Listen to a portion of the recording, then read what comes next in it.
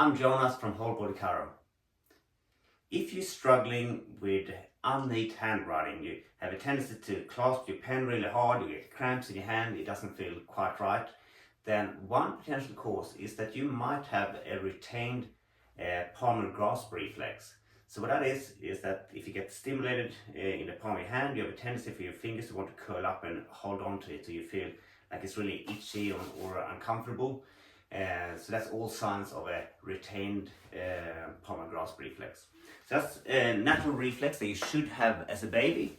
So for the first 3 to 6 months, years of life, if you take a baby and touch the hand like this, they actually should automatically grasp onto to whatever's in the hand, which is useful for the baby because they help them to hold on to the mum so they don't sort of fall, particularly to feeding and that sort of thing. You often see babies while they're feeding holding on with the hands like that to the mum.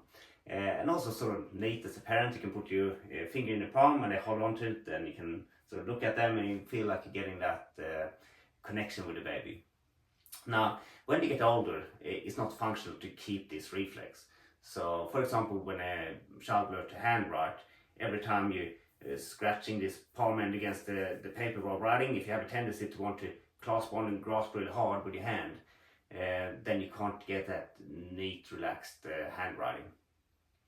So we're going to run through some ways that you can work on integrating this reflex to get it from where it sort of originates in the brainstem in here, where it's reflexive automatic control, into higher cortical centers where you have more of that dexterity and voluntary control of the hand movements. So the very first step is to stimulate the reflex. It's a good way to see if you have it as well. So you just sort of scratching the palm surface like this multiple times, and if you have a tendency to want to contract the hand, that they sort of reflexively start to bend the fingers, or you feel like it's really uncomfortable, like irritating, like you need to get rid of that scratchy feeling in your hand, that means it's positive, so you can do that. Or use something like a scratchy surfaced ball in your hand and squeeze it. And you don't need to just sit around and do that all day. You can do it together with an exercise. So say do the squats, just rotating and twisting and rubbing it around the hand surface while squeezing. So we're just activating that circuit in the brainstem.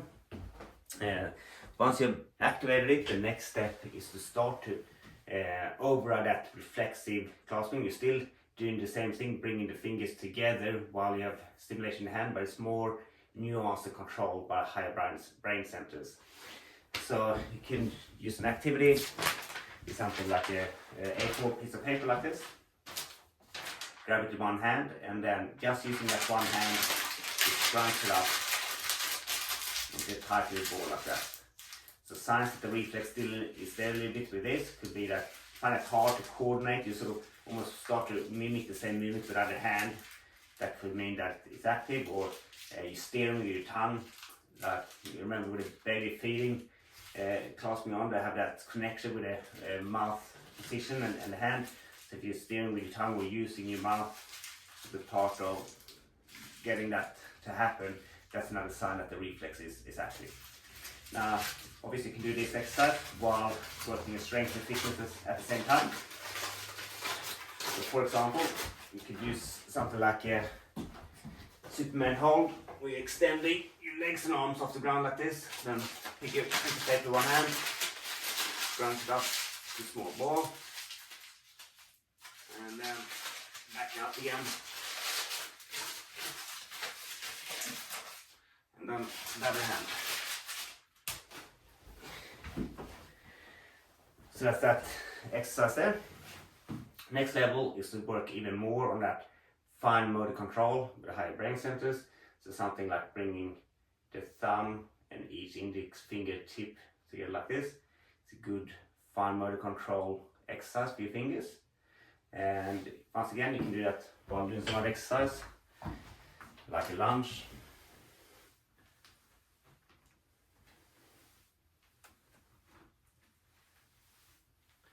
Or you could use the same thing with that scratchable surface again, just squeeze it with one finger at a time.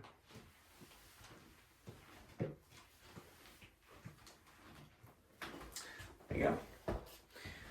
So a few different levels to run through there. As always with learning in the brain and brain plasticity, repetition is key. So I recommend to do at least 10 to 20 reps 3 times a day, so morning, middle of the day and evening, to really give the brain a reason to change and get those reflexive movement patterns in the brainstem to get overridden and control to be taken over in the higher voluntary control centers in higher up in the brain.